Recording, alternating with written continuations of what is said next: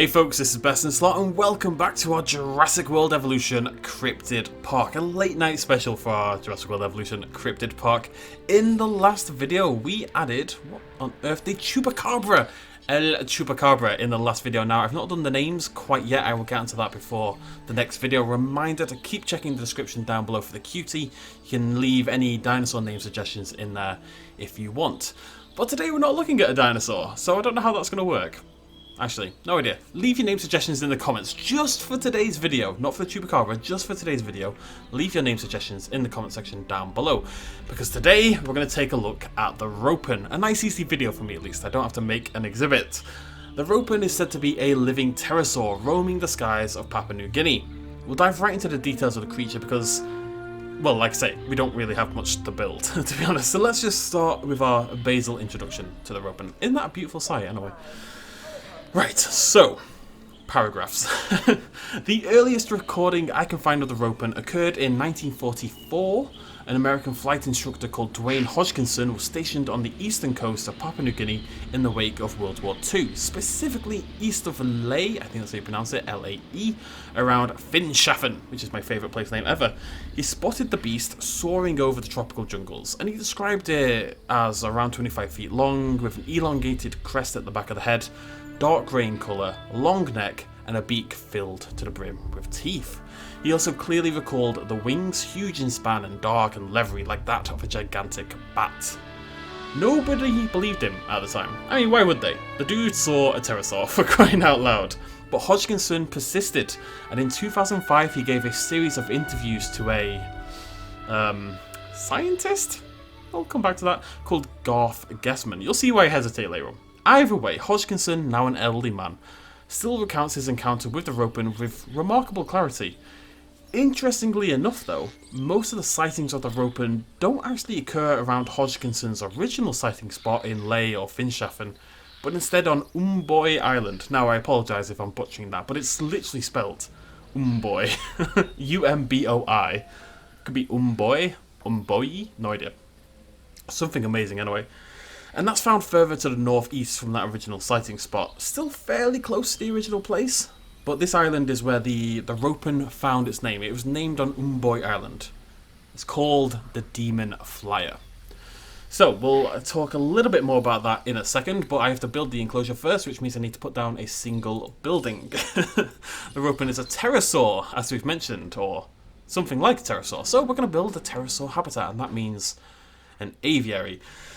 And I think it really should just be part of this middle bit, something that people can come and see. It'll actually get people into the park for the very first time, which is exciting, because they won't join until the tour is actually complete. So I guess we just kind of stick it in and hope for the best, right? Just like real life, really.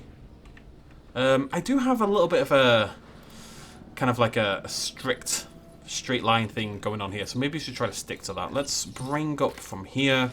It's a nice straight line, keep it sexy.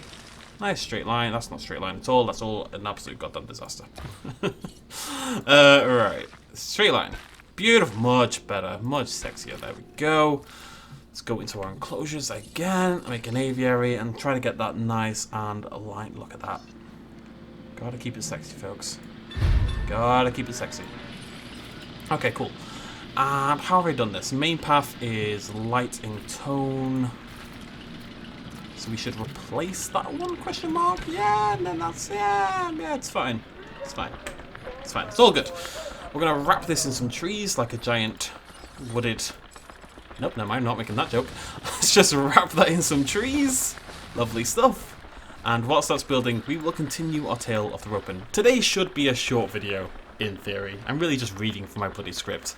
Also, by the way, how cool is this animation? It's amazing. Anyway, so the Ropen, the Demon Flyer. The Ropen has varied in description from being similar to a pteranodon to more of a rhamphorhynchid in nature, which I did not spell correctly at all in my script. Most of the eyewitness reports lean towards rhamphorhynchus despite the presence of the long crest in some of the original reports. And that's usually because the Ropen that's reported has like a long skinny tail ending in a little bit of a fluke, similar to that on a rhamphorhynchus. The creature also had teeth, which is something not found commonly on, well, not something not found at all on Pteranodon, I should say. Now, Since it's usually seen from a distance and often in the dark, actually, the Ropen is said to be nocturnal, most of the eyewitness accounts are fuzzy, really only coming into focus when the viewer is presented with an example of a pterosaur which they can then claim matches their sighting of the Ropen. The Ropen's main distinguishing factor though, and one more common to older sightings, though a little bit in the mid-2000s as well, is that it, how do I put this? It glows, essentially. Many viewers have reported seeing bright lights in the skies of Papua New Guinea, moving in animalistic or otherworldly ways. You know how people in the US, when they see lights and they think it's aliens, they always report it moving in a way that a man-made craft couldn't possibly move. It's basically the same idea. They attribute this glow to the Ropen, where I think the lights usually it's the chest that glows up.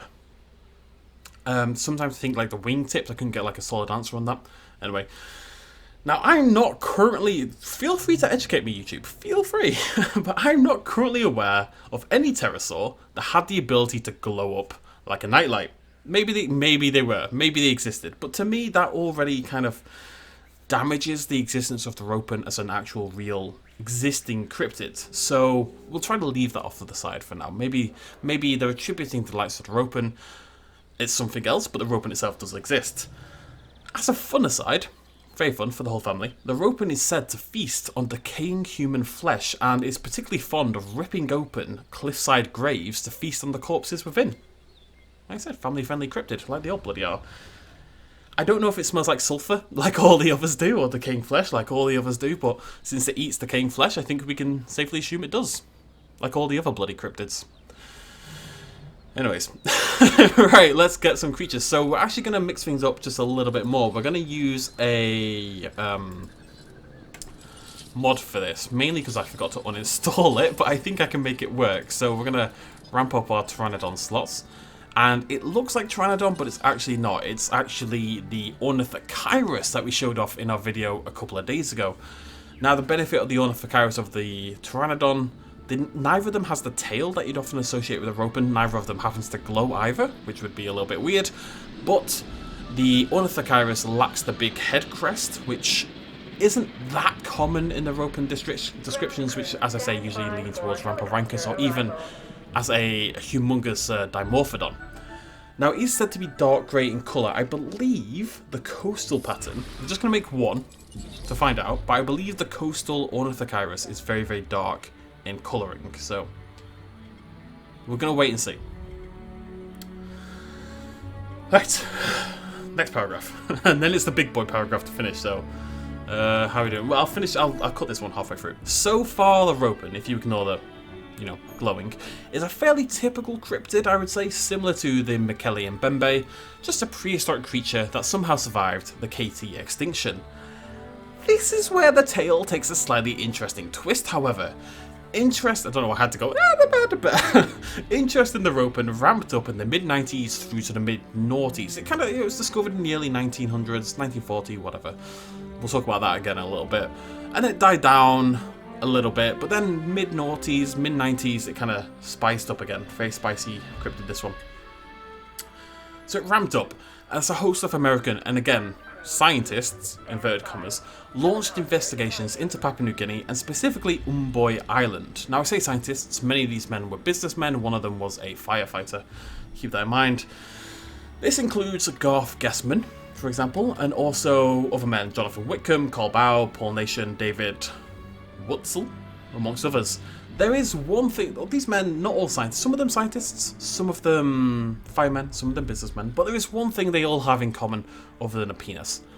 I'm assuming, I shouldn't judge. They're creationists.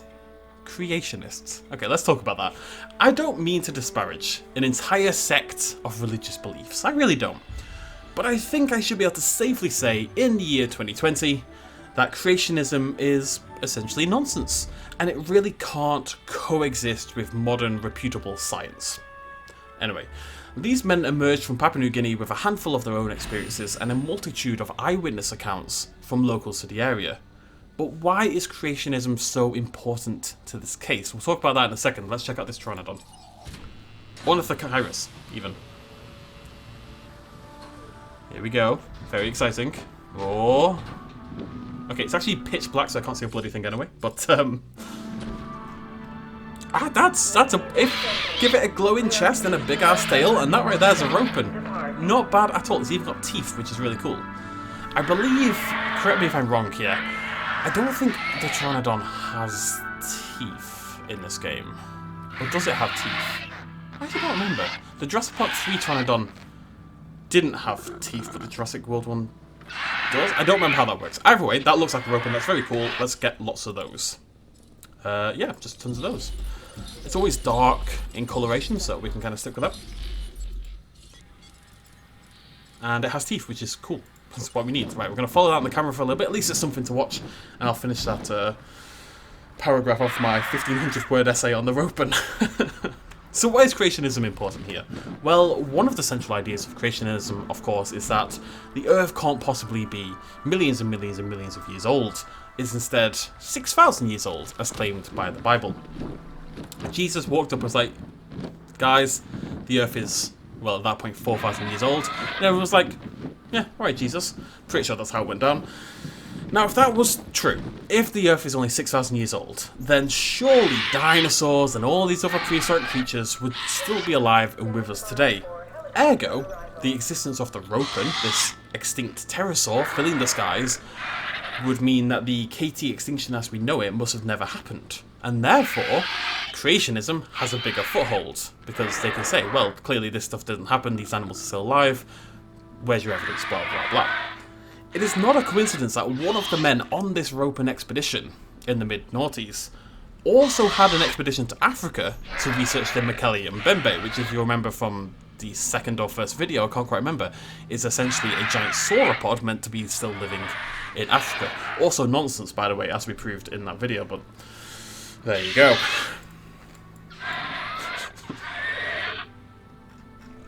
That is really cool, though. That is, honestly, the colouring is spot on. Even little shades of brown in the wings, which kind of lends it that sort of bat-like leathery quality. Very cool, very sexy. Take it home to meet your mum. Alright, cool. How long? I actually don't know how long I'm recording because I'm streaming this, but basically, got one big boy paragraph left to go, and that's all the information on the Ropen. There is nothing to build or do here, if we're honest. It's just, it's what I really wanted to do, and so many of you have suggested the Ropen. So again, if you want to name the Ropen, which you should, because the Ropen's lovely, then hit me up in the comment section down below. Usually the QT, but I'm going to make an exception for this video right here. I'm actually still using my the mod from the mod pack the other day. So yeah, look at this! Ferns, baby! Ferns! I love it! Oh, I have to keep the mod back on now. I'm a little worried it may have changed some of my dinosaurs though. I think it's definitely changed the Indominus Rex. We'll have to go change that actually. Let's go take a little peek. The Indom was... yeah, you're going to be yellow. Yeah. Very cool! No longer looks like a Wendigo, however, must be said. Very cool though, love that mod. Check out my video, the Yoshi titled one from the other day if you want to see this mod and talk about it and blah blah blah blah. Right, I need to sneeze very badly, but we have one big paragraph left to go. Oh, I should release them all. Let's do that first. How's that for a plan? Now can we just do a... let me check something here. Is there just a general cam we can use? Yeah, show view, there we go. Where do we want to sit for this? We are pleased to welcome a pteranodon to the park. We are pleased to welcome a Ropen to the park. That's pretty cool. You get a nice view of the whole thing. Right, so what is the Ropen in reality? That's a little bit finicky here. One of the problems, though, with the multitude of eyewitness accounts is that whilst they all do report a large winged beast, there are critical differences in the accounts. Some report this long tail with a fluke on the end, some report a long head crest, more like a traditional pteranodon, and that head crest is really not something that you typically find on these long tail fluked pterosaurs. And only a few, really not that many of the accounts report the fabled lights at night. Speaking of these lights, by the way, I want a little sidetrack here. One of the wikis out there, probably the most popular cryptid wiki, attributes the first sighting of the Ropen actually not to Hodgkinson, but to a woman called Evelyn Cheeseman, which is an incredible name. There's no E, but I assume it's Cheeseman, in 1935. And she was an evolutionist. She was not a creationist. She believed in evolution, so that was a little bit more science. People love science. Cheeseman did not see the Ropen as a winged beast, however. Why am I saying winged and not winged? Winged. Winged sounds cool, let's go winged. She didn't see a winged beast. She saw lights in the sky. Lights moving around in an unnatural way. She only attributed those lights to the Ropen 20 or so years later, and that's after Hodgkinson had discovered, inverted commas, the Ropen in 1944. So she just saw lights. She didn't see this pterosaur, she didn't see a living pterosaur or anything like that. She only believed it to be the pterosaur after Hodgkinson's report in 1944, and then people started seeing the Ropen and the lights and all that kind of jazz. So I don't really think we can credit her with discovering the creature. I would still give it Hodgkinson. I've lost myself for the first time today. I'm doing well until this point. These lights were actually photographed. There is a picture out there. I'll see if I remember to bring it up. In 2006. But they kind of look like, you know, if you've seen pictures of aliens and stuff like that, or supernatural lights of any form, they kind of look like all of them. It's just glowy blobs in the sky. They're not really compelling. It could be insects, you know, reflecting off the camera. It could be stars. It could be gaseous reactions with swamp gas or whatever. It could be aircraft. Really, there's a million explanations until we get like a proper photo where you can see both the lights and this pterosaur, which by the way still has not been photographed properly. We'll talk about that in a minute. We don't really have any evidence there. The Ropen itself, discarding the lights, has been suggested to be multiple different animals, the most popular of which is probably a giant bat of some form. The great flying fox is found in Papua New Guinea, and like most bats it has large leathery darkened wings, up to 7 feet long, the wingspan in the larger males of the species. So this bat wouldn't really account for the huge creature spotted by Hodgkinson back in 1945, but many modern sightings of the Ropen have it as small as 5 feet at a wingspan, something that would be incredibly difficult to judge anyway on a supposedly nocturnal and potentially distant creature, you know, it's flying around in the night sky. When the creationists went to Papua New Guinea in the mid-2000s, they brought back with them some footage of the Ropen. Finally, ladies and gentlemen, we have good, solid evidence. They have found footage, they videoed the Ropen. Finally, we have proof. Unfortunately, I couldn't find these videos anywhere online. They seem to be taken down.